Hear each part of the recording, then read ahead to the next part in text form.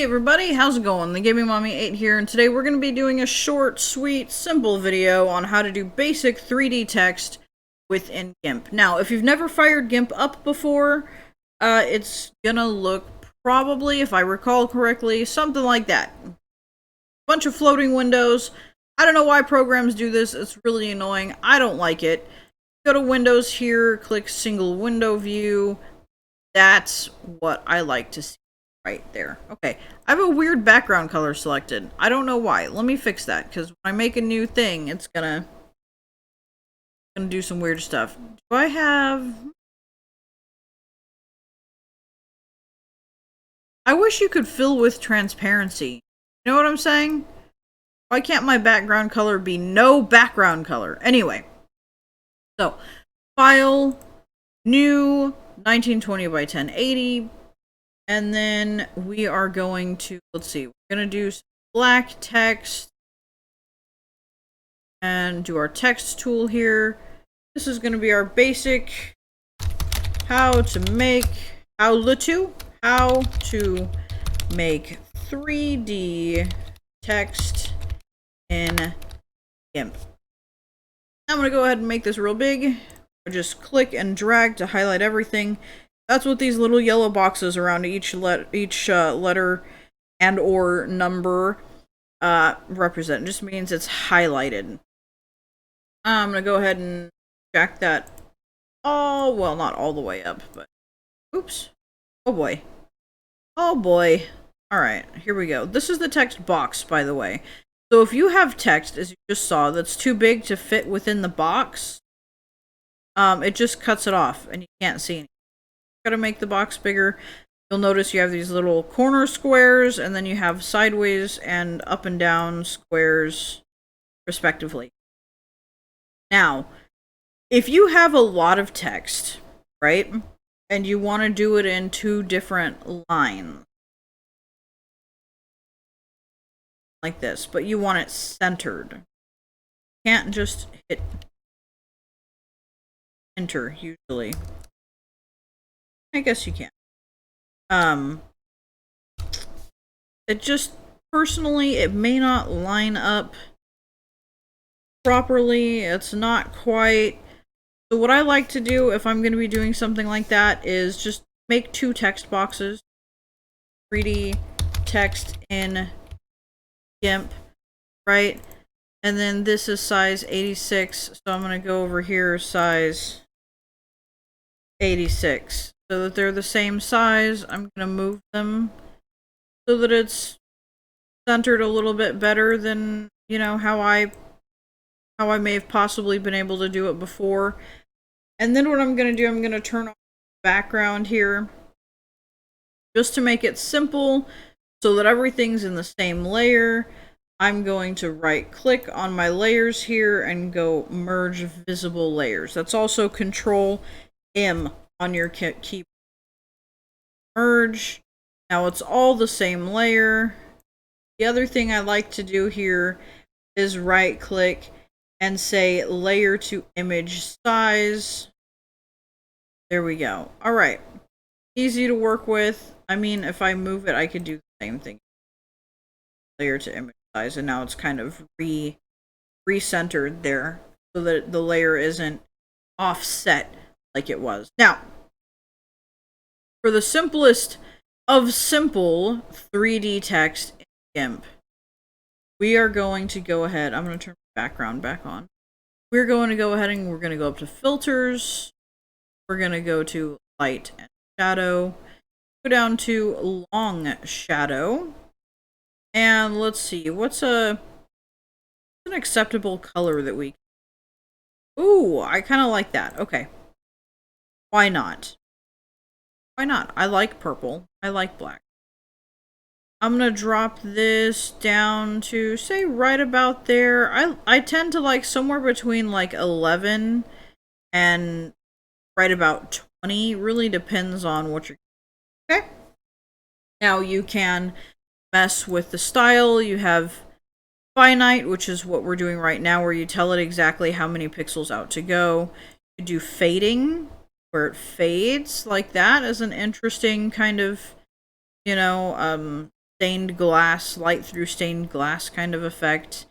You do fading fixed length, so it'll fade, but only as far as only for as far as you tell it to, which can be an interesting effect. It looks a little less 3D to me, but whatever. And or you could do finite like how we had it. That's about it. Not 8. Here we go. So there's our 3D text. Now, if you have this in colors that don't show up very well against your background, whatever your background happens to be, if it's a picture or just a gradient, you like using colors, we can always go to our filters, go back down to light and shadow, and then maybe add a drop shadow. Why not? You can add how blurry or how defined your shadow might be. I tend to like really defined shadows, and then you can mess with how far out your shadow goes. Oh, one thing I forgot to mention, and this drop shadow guy, I'm just gonna undo here until I get to cancel. Come on now, undo. Here we go. Oops, too much undoing. So we're gonna go ahead. We're gonna do the light and shadow, the drop shadow. We're gonna pick our nice purple color that I like, and oh, that's not the drop shadow. My bad. Yeah, the long shadow. We'll pick this nice purple color that I like, and we'll put the back down. All right. The other thing you can mess with is the angle. Mess with where your 3D effect is coming from. I really like that, though I didn't mess with it because I tend to like it pretty much right where it sets it. But like I say, if you're doing a perspective thing, like say your text is all the way down here, you can do a long shadow from the other direction. It looks 3D this way. I mean, it really kind of depends on where. If it's centered, it doesn't make much of a difference. But if it's off in a corner, sometimes it looks better if you were to pretend that your focal point was off here in the middle somewhere. Than it does to, or maybe it's supposed to be coming up out of the corner. I mean, just use your creative license is all yours, you guys. My preference tends to be over here because I tend to have it pretty well centered. Okay.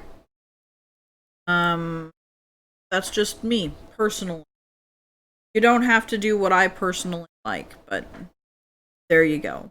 Now, if you're, like I say, if you're against a background that needs you to distinguish your text from the background with a little bit more than just this 3D effect, like I said, you can go back to light and shadow, maybe add a drop shadow that could help.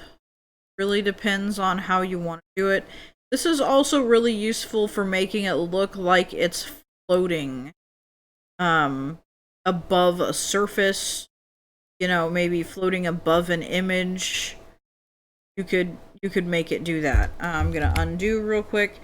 Alternatively, you could simply right click on the layer of your text, click alpha to selection, go to select or right click anywhere on the image, click grow by about 2 pixels or so. I'm gonna add a new layer, call it outline. You can see I do this quite often. And then that outline you can drag and drop to underneath your text layer, or you can use these arrows to move it up and down. And then I'm gonna go ahead and grab my pencil. I've got it turned up to a ridiculous size, so it'll hit everything in the layer, and we're just gonna make everything black. As you can see, if I hit Control A to select everything, make those lines go away. it's given a slight outline to everything. So if, get rid of this, there we go, I don't have a giant circle bouncing around all over the place. If I get rid of the text layer here that has my text and my drop shadow, you can see that there is simply a black outline, or a black filled in shape of exactly what this is, but 2 or 3 pixels wider, right?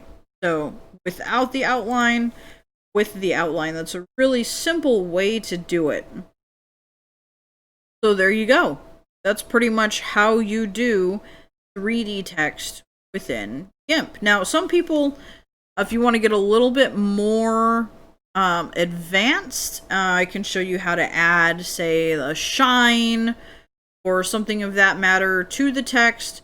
Let me know. I can go ahead and get a little bit more in depth with it. Leave a comment down below. Let me know. Also, check the description. I'm going to link to where you can download GIMP for free if you're getting into some type of content creation or graphic design, and you're looking for a way to do it barrier-free. GIMP is the way to go.